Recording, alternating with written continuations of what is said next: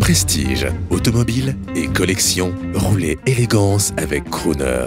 François Alain pour Crooner Radio. Je pense qu'aujourd'hui, ce qui est manifeste, c'est le fait qu'en France, il y a une vraie passion pour l'automobile qui existe depuis toujours, mais qui revient peut-être encore plus en force aujourd'hui parce que nos politiciens, de quelque bord qu'ils soient d'ailleurs, sont un peu autophobes de façon pas forcément bien raisonnée et bien réaliste par rapport à la vraie réalité des envies et des pratiques des gens.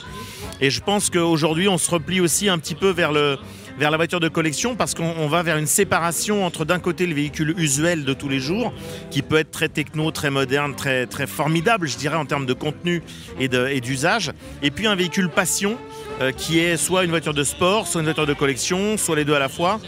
Donc on va vers une séparation de tout ça. C'est deux choses qui sont différentes et complémentaires. L'un n'empêche pas l'autre.